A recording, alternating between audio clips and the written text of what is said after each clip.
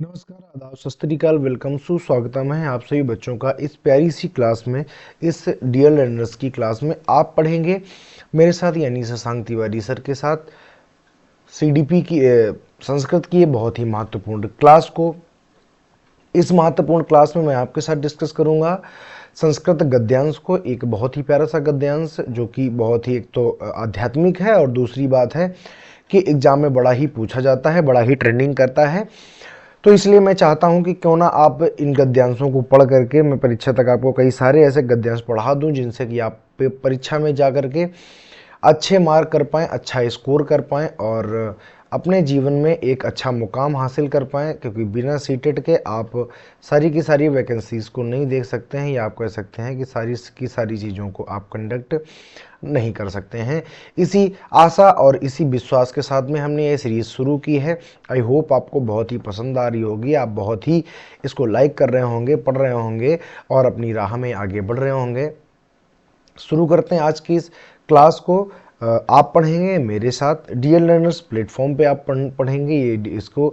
जितने भी दोस्त नए बंधु मित्र भाई जो भी हमारे साथ जुड़े हैं, सभी के सभी सेशन को लाइक ज़रूर करेंगे, क्योंकि आपका लाइक हमारे लिए मोटिवेशन होता है। आप अगर आपको सही नहीं लग रहा है तो डिसलाइक भी कर सकते हैं, ऐसी कोई समस्या वाली बात नहीं है, क्योंकि सारे लोगों को हमारा कंटेंट पसंद नहीं आ सकता है, कुछ को नापसंद भी आ सकता है।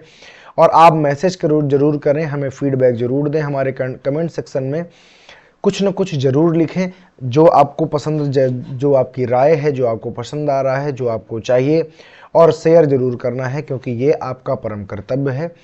आप किसी टीचर के लिए शेयर करें, सबसे बड़ी खुशी उसके लिए वही होती है, क्योंकि हर टीचर चाहता है कि उसके साथ में ज़्यादा से ज़्यादा बच्चा जुड़े, और हमारी फैमिली ठीक ठाक है, बड़ी है। शुरू करते हैं आज की इस क्लास को। जो भी नए बंधु हैं वो चैनल को सब्सक्राइब जरूर करेंगे, नोटिफिकेशन को, बेल आइकन को दबा देंगे, ताकि आने वाले समस्त नोटिफिकेशंस उनको पहले से ही मिल जाएं। ये सारे के सारे मीडिया हेडन्स हैं, इनमें आप जुड़ सकते हैं और इनका लाभ उठा सकते हैं। शुरू करते हैं आज की इस क्लास को। बहुत ही प्यारी ही क्लास है, जैसे कि लिखा हुआ है, आप देख रहे होंगे। अधोलिखित गद्यांशम पठित्वा तदाधारित प्रश्नानाम विकल्प उत्तरे उत्तर रेसु उचिततमम उत्तरम चित्वा लिखत। अधोलिखित का मतलब होता है नीचे लिखे, गद्यांश का मतलब गद्यांश को, पठित्वा माने पढ़ करके उन पर आधारित विकल्पों में जो उत्तम हो, उचिततम हो, जो उत्तम हो, उत्तर चित्वा लिखत माने नीचे लिखिए, नीचे उसको, चित्वा माने चुनकर और लिखित्वा माने लिखिए। उत्तर लिखने के लिए सबसे पहले हमारी सीढ़ी क्या होगी? आप कहेंगे सर जी सबसे पहले तो हम इसको पढ़ेंगे, समझेंगे, जब हमको समझ में आ जाएगा उसके बाद ही तो हम इसका चित्वा लिखत उत्तर लिख सकते हैं भैया। तो हम कहेंगे बिल्कुल ठीक बात है। चलो, मैंने मैक्सिमम से मैक्सिमम जूम कर दिया है ताकि आपको पढ़ने में कोई भी समस्या, दिक्कत, परेशानी ना होनी चाहिए। शुरू करते हैं हम यहाँ से आज के अपने इस पैसेज की जर्नी को। बहुत ही ध्यान से, बहुत ही इत्मीनान से पढ़िएगा, क्योंकि आप जानते हैं कि जब मैं संस्कृत पढ़ाता हूँ तो एक एक शब्द अलग अलग आपको बताता हूँ, ताकि आपकी समझ जो है सबसे बेहतर बन सके। चलो, कदाचित कश्चिन मध्य वयस्का भगवतः बुद्धस्य समीपम आगत्य उक्तवान। कश्चित माने कभी, कश्चन माने कोई, कश्चित माने कभी और कश्चन माने कोई। तो कभी कोई मध्य वयस्क माने ना बूढ़ा ना जवान, मध्य वयस्क, वयस्क था, मध्य था, यानी वही आप समझ लीजिए कि 40 से 50 के बीच में था। अभी आप ऐसे कर सकते हैं कि 30 से 40 के बीच में था, ठीक है। अभी उम्र नीचे बताई जाएगी। भगवता माने भगवान, बुद्धस्य माने बुद्ध के, समीपम आगत्य उक्तवान, समीप आकर, उक्तवान माने बोला।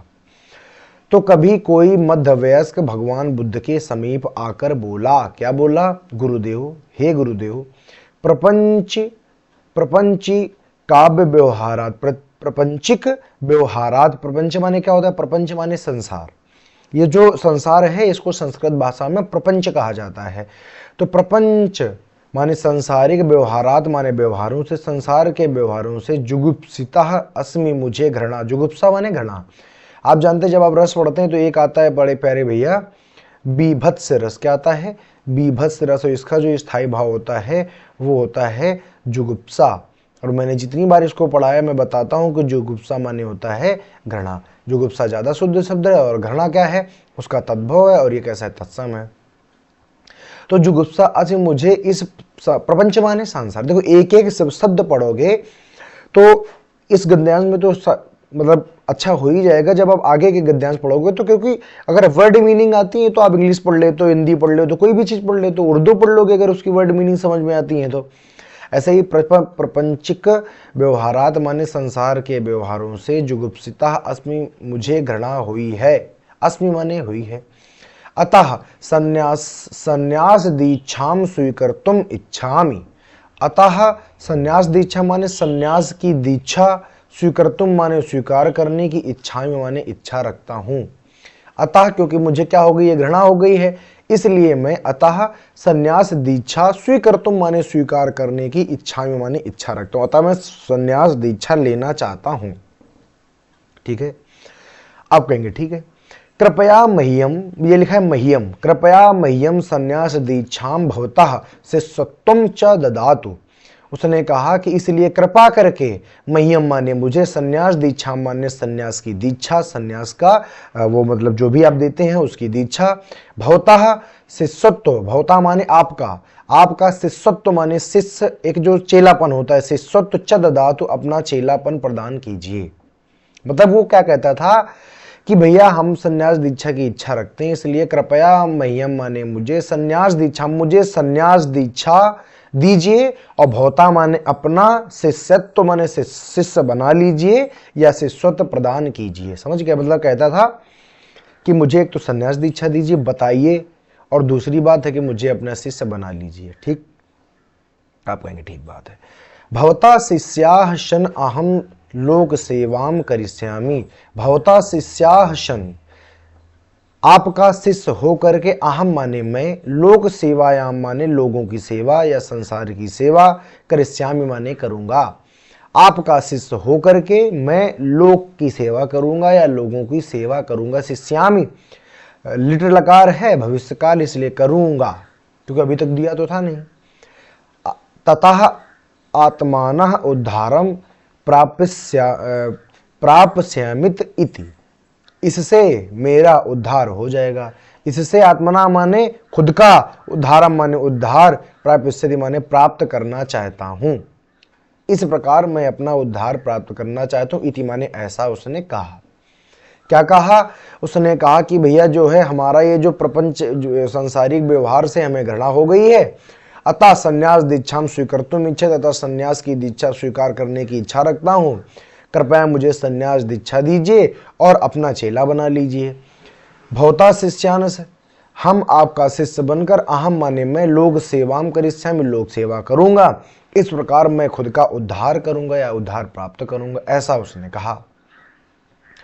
भगवान बुद्ध एतत् अंगीकृतवान, अंगीकृत का मतलब होता है स्वीकार कर लेना, अंगीकार कर लेना। मतलब जैसे तुमने हमसे कुछ मांगा कि सर जी नोट्स दे दीजिए, मैंने कहा कि अंगीकृतवान, मैंने स्वीकार कर लिया है, मैं आपको नोट्स जरूर दूंगा।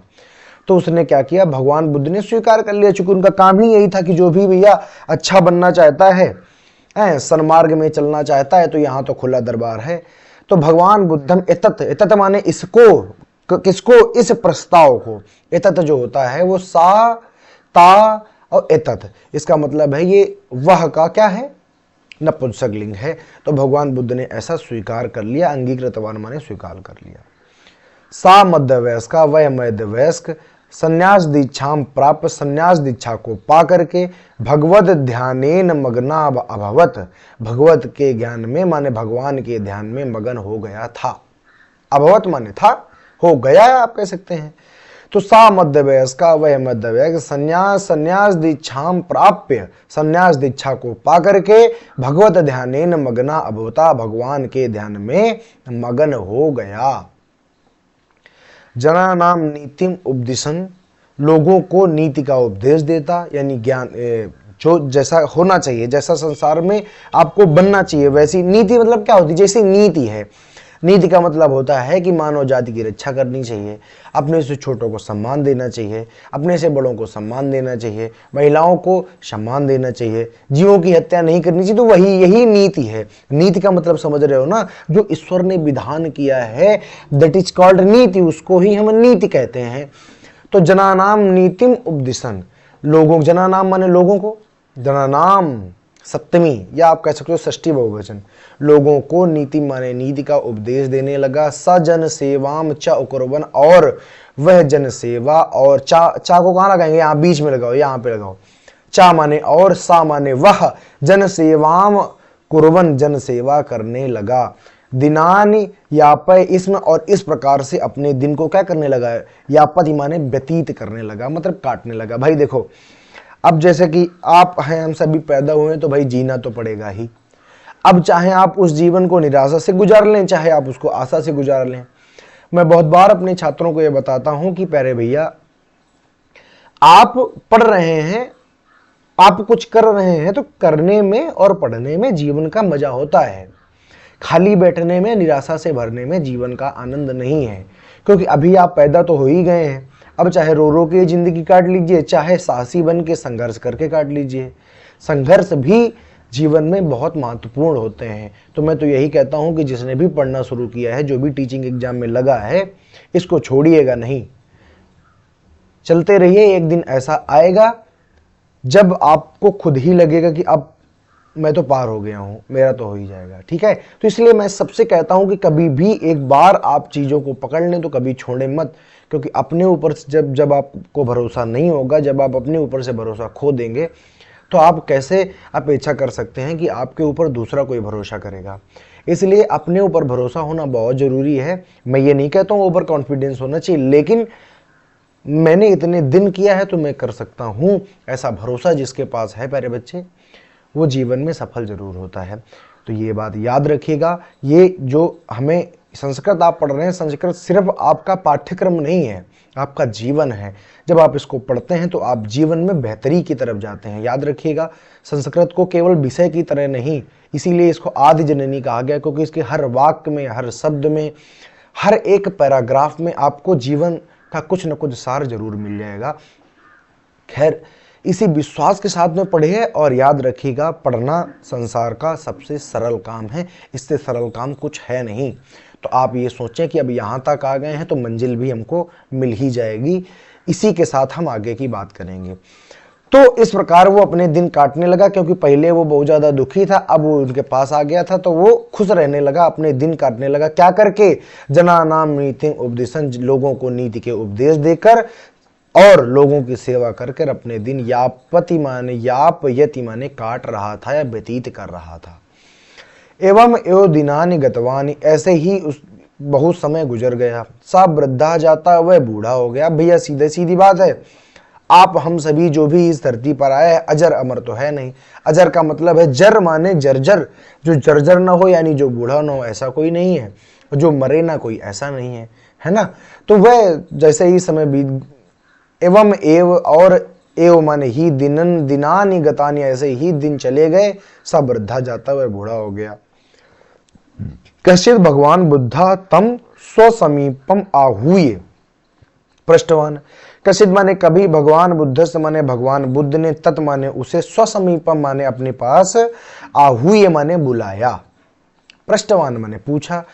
तो कभी भगवान बुद्ध ने उसको अपने पास बुलाया और पूछा, यानी पृष्ठवान और पूछा, भवता किम वयः, भवता किम वयः, वयः का मतलब बूढ़े, तुम कितने बूढ़े हो या तुम्हारी आयु कितनी है। भवता किम वयः, तुम कितने आयु के हो, कि तुम कितनी उम्र के हो, इति ऐसा पूछा। भगवान बुद्ध ने बुलाया, स्वसमीपम माने, स्व माने अपने, समीपम माने पास में, अपने पास में बुलाया और उससे पूछा, बताओ भैया तुम्हारी उम्र क्या है। वह माने वयोवृद्ध नहीं होता, वह माने क्या होता है, उम्र कितनी है या आप बूढ़े कितने हैं। तदा सा वृद्धा उक्तवान, तब वह वृद्ध, तदा माने तब और कदा माने कब, याद रखना। ऐसे कहा जाए कदा, अगर लिख के आ जाए तो कदा माने तो आप कहोगे कब, अगर कहा जाए भैया तदा तो कहोगे तदा माने तब। ठीक है, याद रखना। तदा माने तब, सा माने वह, वृद्धा माने बूढ़ा, उक्तवान माने बोला, मम वयः 25 वर्षाणि इति, मैं तो 25 वर्ष, वयः माने आयु, मेरी आयु 25 वर्ष है, वर्षाणि इति ऐसा बोला। मम माने मैं, वयः माने वृद्ध, कितना बूढ़ा हूं, आयु कितनी है, 25 वर्ष है। अब देखो मैथ से लिख दिया, घड़ी से लिखा है, इसमें कोई बात नहीं। वैसे हो जाए पंचविंशति वर्षाणि, मम वयः पंचविंशति वर्षाणि, मैं 25 वर्ष का हूं, इति माने ऐसा वह बोला। अब ध्यान से सुनना, ठीक। फिर बुद्धाः आश्चर्येण पृष्टवान, बुद्ध ने आश्चर्यपूर्वक पूछा। बुद्ध पृष्टवान माने पूछा, आश्चर्येण माने आश्चर्य से, एण तृतीया देखो लगी, राम रामा रामो रामः, रामम रामो रामाः, रामेण, ऐसे आश्चर्येण, ठीक है। तो वृद्धा आश्चर्येण पृष्टवान, बुद्ध ने आश्चर्य से पूछा, दर्शनात् ज्ञातम यत भवान सप्तविंशति अशीति वर्षीया सप्तति वर्षीया अशीति वर्षीया वा स्यात् इति। दर्शनात् ज्ञाते, देखने से, तो दर्शनात् माने देखने से, ज्ञाते माने ऐसा लगता है या देखने से ज्ञात होता है, यत भवान कि आप, सप्तति माने 70, 70 वर्षीय 70 वर्षीय, अशीत अशीत माने 80, 80 वर्षीय माने 80 वर्ष के, वा स्यात् इति आप हो, लगते तो हो। बुद्ध ने अपने पास बुलाया और पूछा, तो भैया उसने कह दिया कि मैं 25 वर्ष का हूं। तो बुद्ध को बड़ा आश्चर्य हुआ, आश्चर्य से पूछा, दर्शनात् ज्ञाते, दर्शन से तो आप, या आपको देखने में ऐसा जान पड़ता है कि यद भगवान सप्तवर्षीय, कि लगता है कि भगवान माने आप, भगवान माने आप 70 वर्षीय, सप्तति माने 70 वर्षीय माने वर्षीय, तो आप 70 वर्षीय या 80 वर्षीय, वा माने या स्यात् इति लगते हो, देखने में तो तुम 70-80 वर्ष के लगते हो। एव स्थिते भवान वदति खलु, एव स्थिति, इस स्थिति में भी आप झूठ बोलते हो। खलु माने दुष्ट माने झूठ, ठीक है। खलु का वैसे एग्जैक्ट हिंदी मीनिंग होता है खल, माने दुष्ट, और जो दुष्ट होगा कैसा बोलेगा, झूठ बोलेगा। अब भगवान जो बुद्ध है वो दुष्ट तो कहेंगे नहीं, क्योंकि बहुत ही अच्छे व्यक्ति थे, बहुत ही अच्छे आदमी थे, तो दुष्ट तो कहेंगे नहीं, वही कहेंगे आप झूठ बोलते। एव स्थिते भवान, इस स्थिति में होकर भी, यानी इस उम्र में भी होकर भी आप वदतु माने बोलते हो, खलु माने झूठ, आप झूठ बोलते हो। अहम पंचविंशति वर्षीया इति, कि मैं 25 वर्ष का हूं। कहते हैं कि आप इस स्थिति में होकर भी ऐसा कहते हो, झूठ बोलते हो कि आप 25 वर्ष के हो। किम एतद्, यह क्या है।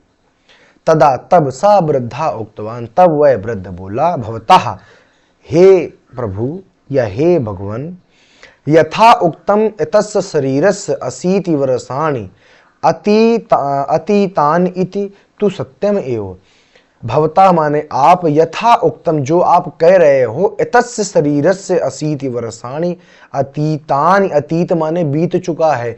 यद्यपि कि ये जो शरीर है ना, यद्यपि कि यह जो शरीर है वो 80 वर्ष बिता चुका है, 80 वर्ष का हो चुका है। इति माने ऐसा, तु सत्यम एव, आप ही सत्य हैं। कहता है कि आप जो कह रहे हो ना कि 80 वर्ष के, तो भवता यथा उक्तम, आपने बिल्कुल सही कहा है। एतस्य शरीरस्य 80 वर्षाणि, यह जो शरीर है वो 80 वर्षाणि अतीतानि माने बिता चुका है। इति तु सत्यम एव, यह आप सही ही कह रहे हैं। किंतु, कहता है किंतु, पंचविंशति वर्षेभ्यः, देखो 25 वहां पर लिखा था मैथ में, हमने कहा था आपसे पंचविंशति होता है 25 का मतलब, 20 का मतलब विंशति, 21 का मतलब एक विंशति, द्विविंशति, त्रिविंशति, चतुर्विंशति, पंचविंशति। तो विंशति माने 20, और जितने जुड़ते जाएंगे बस वही से विंशत होता जाएगा। तो पंचविंशति वर्षेभ्यः, किंतु 5 वर्षेभ्यः माने 5 वर्ष से पूर्व मया ज्ञानम प्राप्यम, 5 वर्ष पूर्व ही तो मुझे ज्ञान प्राप्त हुआ है, सॉरी 25 वर्ष पूर्व ही तो मुझे ज्ञान प्राप्त हुआ है। कहता है कि शरीर तो 80 वर्ष का, ये तो तुम बिल्कुल ठीक कह रहे हो, बिल्कुल कोई दिक्कत वाली बात नहीं है, लेकिन 25 वर्ष पूर्व तो मया ज्ञानम प्राप्तम, मुझे 25 वर्ष पहले ज्ञान प्राप्त हुआ है।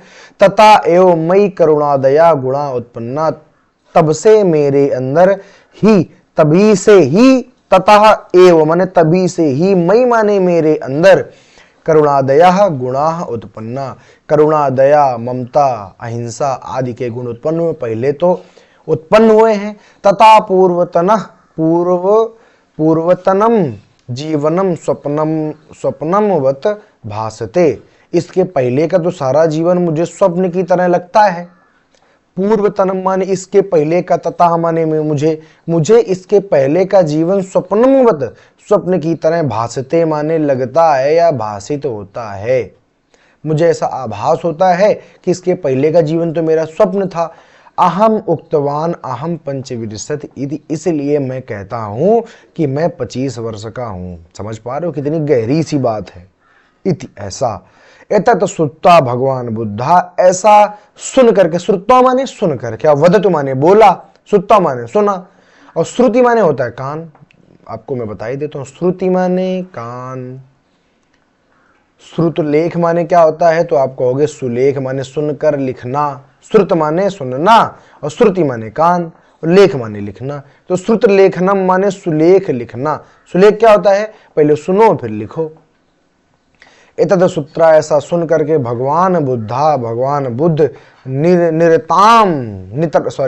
नितराम संतुष्टाम जाता। नितराम माने होता है अत्यधिक, बहुत। क्या होता है, बहुत। जैसे गांव में एक शब्द बोला जाता है निरा, निरा ले आए हो। निरा का मतलब होता है बहुत ज्यादा, तो नितराम माने बहुत ज्यादा, बहुत ज्यादा संतुष्टा जाता, बहुत ज्यादा संतुष्ट हुए, बहुत ज्यादा प्रसन्न हुए। अब अगर आप इस अप्रोच से प्यारे भैया, अगर आप पैसेज पढ़ सकते हो, और पढ़ तभी पाओगे जब रोज क्लास को अटेंड करोगे। अगर ऐसा आप कर सकते हो तो याद रखिएगा, आपको सफल होने से कोई भी शक्ति रोक नहीं सकती है। ठीक है, तो ये बात हमेशा याद रखें कि आप ऐसे पढ़ें। कैसे, जैसे मैं आपको पढ़ाता हूं। ठीक है, आगे आइए, अब हम करेंगे क्वेश्चंस।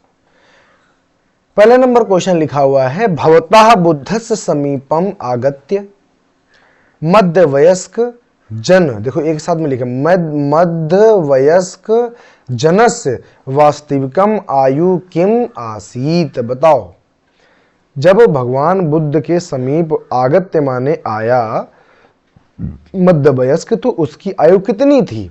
देखो, पंचाशत माने 55 गलत है, 65 गलत है, पंचविंशति गलत है। देखो उसकी उम्र उन्होंने, देखो उसमें लिखा हुआ था 70 वर्षाणी या 80 वर्षाणी, यही तो बात है, 70 वर्ष या 80 वर्ष। तो 70 लिखा हुआ है तो हम 70 को सही करेंगे, बाकी इसमें कोई भी सही नहीं है। कोई बच्चे करते हैं क्या है, कहते हैं सर जी 80 में 25 घटा दो तो बचेगा आपका 55। अरे ये सब तुमको नहीं करना है, मैथमेटिक्स नहीं है प्यारे भैया, ये संस्कृत है। जब उसको बुलाया था ना स्वसमीपम क्या बुला कर आहूय पृष्ठवान, बुला करके पूछा था कि तुम कितने साल के हो, तो जब बताओ उनके समीप आया था तो उसकी उम्र कितनी अंदाजी थी। अच्छा, उसने बताया था कि 80 वर्ष है, लेकिन यहां पर चूंकि 70 ही लिखा है, तो हम सही क्या करेंगे, तो आप कहेंगे सर जी हम 70 को सही करेंगे, बाकी कुछ सही नहीं करेंगे, जोड़ना घटाना नहीं है। दिमाग कुछ बच्चे क्या लगाते हैं कि सर जी 25 वर्ष तो कह देते हैं, इसमें पूछ रहा है कि जब आया था, ऐसे कहाँ लिखा है, शुरुआत में कहाँ लिखा है, कहाँ लिखा है आरंभ है, कहीं लिखा हुआ है नहीं। तो ये मत सोचना, गलत दिमाग मत लगाइएगा। दूसरा नंबर देखो, लिखा हुआ है सा मध्य वयस्का जनानाम कस्मात खिन्ना अभवतः बुद्ध समीपम आगत्य। कहते सा माने वह मध्य वयस्क लोगों से किस प्रकार खिन्न हो गया था, और भगवत बुद्ध से माने भगवान बुद्ध के समीप आगत माने आ गया था। और किस बात से बहुत खिन्न था, किस बात से बहुत दुखी था, जिससे कि वो भगवान बुद्ध के समीप आ गया था। तो संन्यास जीवनात नहीं, संसारिक जीवनात ठीक बात है, सुखमयी जीवनात ऐसी कोई चर्चा नहीं है, कारागार जीवनात ऐसी कोई चर्चा नहीं। मैंने कहा नहीं था, लिखा था प्रपंच, प्रपंचिक व्यवहारात, और मैंने कहा था प्रपंच माने क्या होता है, प्रपंच माने होता है भैया ये संसार। क्या होता है, आप कहोगे संसार। तो संसार जीवनात वही तो कह रहा है, प्रपंचिक व्यवहारात। अब देखो पढ़ोगे तभी आपको समझ में आएगा, जितने आप मल्टीपल टाइम्स इनको करोगे उतना ही आपको ज्यादा समझ में आएगा। ठीक है, तो संसारिक जीवनात माने संसारिक जीवन से क्या हो गया था, खिन्न हो गया था, तभी बुद्ध के पास में आ गया था। तो ये वाला क्या हो जाएगा, सही हो जाएगा। आगे आ जाओ, आगे के प्यारे बच्चे बात करें। तीसरा नंबर देखो लिखा हुआ है मध्य वयस्का सा जनाह बुद्ध देवात कम दीक्षाम स्वीकृतवान। मध्य वयस्क ने भगवान बुद्ध से किस प्रकार की दीक्षा को स्वीकार किया।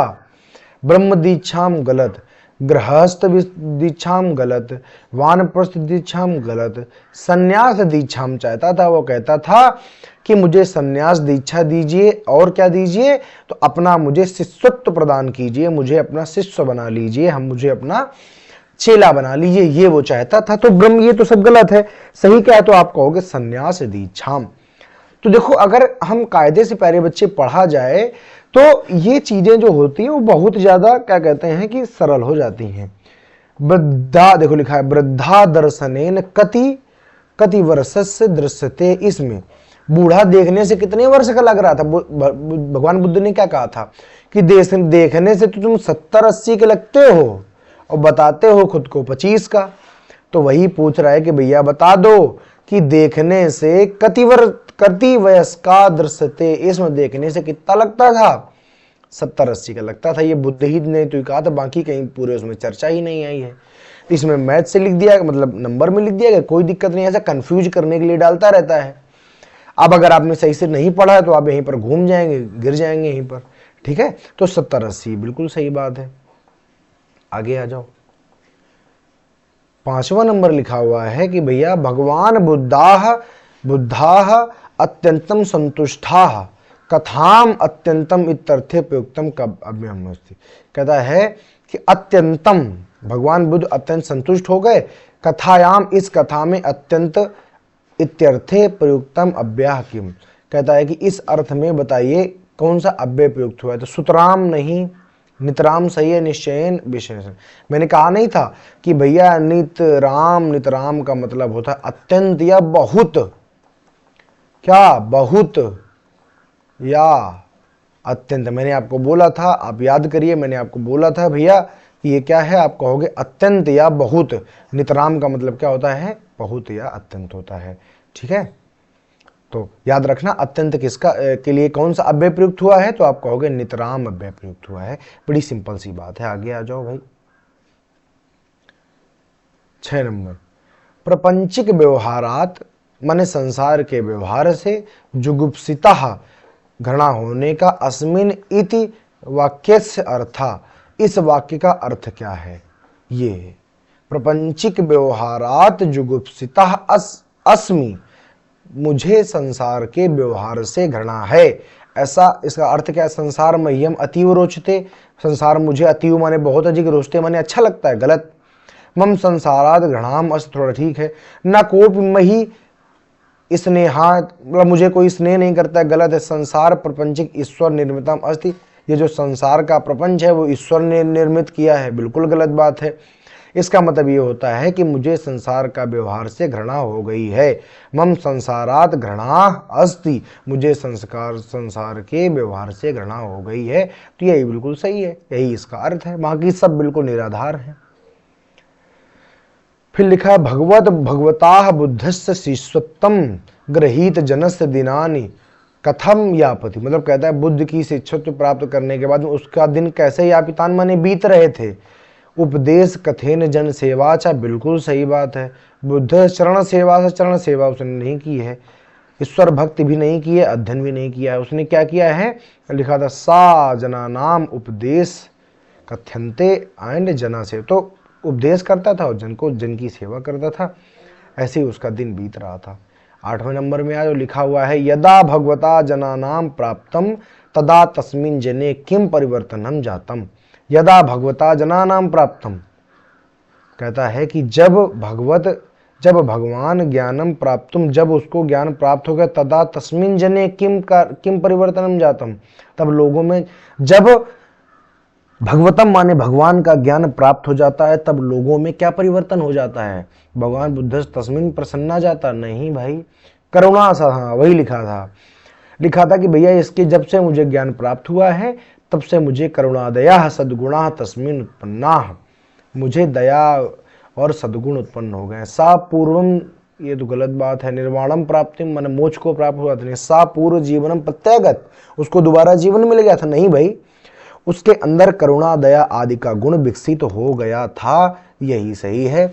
आज की इस क्लास को यहाँ पर समाप्त करेंगे, सभी से विदा लेंगे और आप बड़ी ही साहस के साथ सूचित करना पड़ता है कि भैया आप इंटरेस्ट लेते हो, आप पढ़ते हो। मुझे पढ़ाने में बहुत आनंद आता है, मैं आपको बताता हूँ, और मुझे पढ़ाना पसंद भी है। और अगर ऐसे हमारे साथ में व्यूअर हों जो बहुत ही ध्यान से देखते हैं, हमको सपोर्ट करते हैं, तो मेरे बच्चे हमारा जो उत्साह है वो दोगुना हो जाता है और मुझे बहुत अच्छा लगता है पढ़ाने में।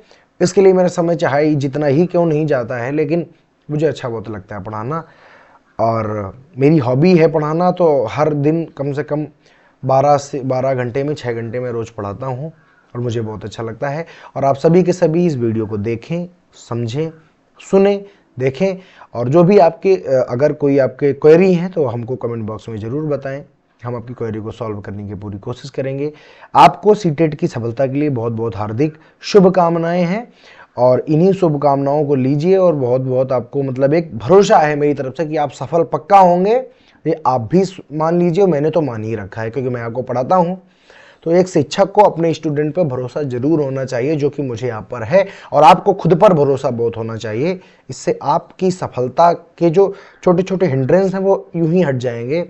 व्यक्ति भरोसे से पर्वत लांघ जाता है। आपको तो सीटेट ही पास करना है। अब तब तक के लिए जय हिंद, नमस्कार। अगली क्लास में आपसे मिलूंगा, तब तक के लिए विदा चाहते हैं। खुद व्यस्त रहिए, मस्त रहिए, अपनी तैयारी करते रहिए। जय हिंद, नमस्कार।